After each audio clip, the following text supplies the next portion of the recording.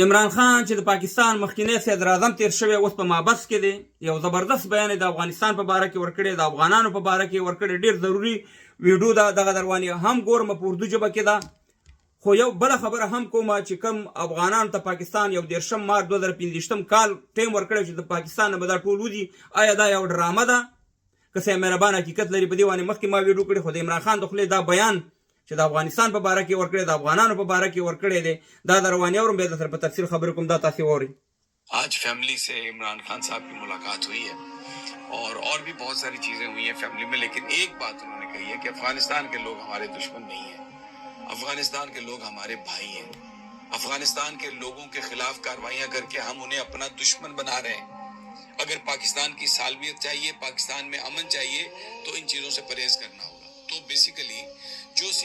واورېده چې د عمران خان د فامیل سره ملاقات شوی په مابس کې خورګانې به وغلی څوک د هغې ځینې خبر را لېږلی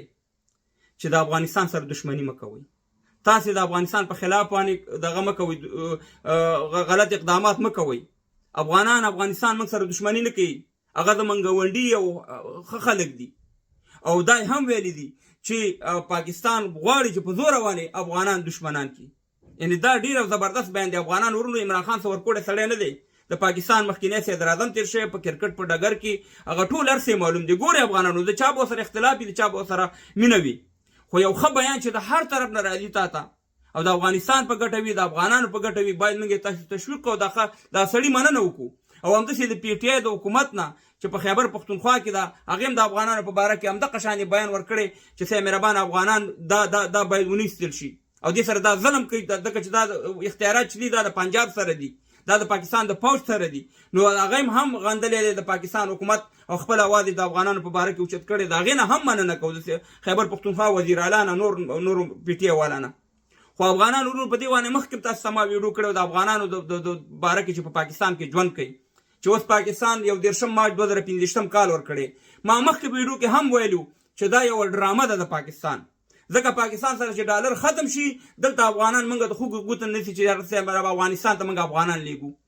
خدای دې کړي چې د دنیا نه ټول افغانان افغانستان ته لاړ شي زموږ وطن به آباد شي چې پردي وطنونه آباده او کاروبار پکې خپل وطن کې بیا کوو خو پاکستان دا یو نوې ډرامه شروع کړې ده چې د افغانانو په سر باندې ډالر والي دا څنګه کېدای شي چې په 15 ورځو کې په لاکاو په میلیونهاو افغانان د افغانستان ته ولیږي دا څه وړه خبره ده یو کلی سړی نشي د یو کلي نه بل کلي ته نو ته څومره په میلیونهاو په لاکاو افغانان دلته څه مهربانه وباسي او په افغانستان ته لیږي خو نړۍ ته خالي وښوده چې موږ افغانان وباسو اوس یې ډالر معامله روانه ده نن دی که سبا تاسې ته به اعلان وکړي چې افغانانو ته موږ ورور نور ټیم هم ورکو 1 کال او 2 کاله دا هیڅ کله افغانان دا نه وباسي دا خالي یو فشار دی چې د افغانستان په اوسني حکومت باندې راوړي او د دنیا نه ډالر په څه طریقه والي د پاکستان 15 کاله د ریاست همدا منافقت روان دی نو دا اوس فلحال زما په حساب هیڅ خبره هم نشته دی او که خبره هم راله خپل وطن لرو خپل کور لرو خپل افغانستان لرو یو نمره ځای به پکې لرو هیڅ مشکل نشته خو پاکستان دا کار مخکې ویډیو کې ما ویلي چې دا نه کوي دا خالي ډالرو ته یو چل دی او افغانان به یو څو ورځې په عذاب را په عذاب کړي خو زه خیبر پښتونخوا پولیسو ته وایم چې ګورې زموږ افغانانو سره ظلم ونه کوي چې دا ستاسې ورونه ستاسې میلمانه دي دا په خپله خاوره باندې پراته دي دا خاوره چې دا د ښکته د مګوزا افغانستان خیبر پښتونخوا دا زموږ ستاسې په شریکه باندې ده افغانستان هم ستاسې د موږ دا نه ویو لروبر ټول افغانان پښتانه یو جغرافیه ده یو خاوره ده نو افغانانو سره ظلم مه کوئ چې تاسې هغه په نیسئ چې دا غیر قانوني دی او دا دی واغه دی پنجاب پوهېږه هغه خپله معامله ده د اټک ناخوا خو دې خو افغانانو سره ډېره ښه رویه وکړئ ځکه دا ستاسې ورونه دي د خیبر پښتونخوا پولیسو ته وایم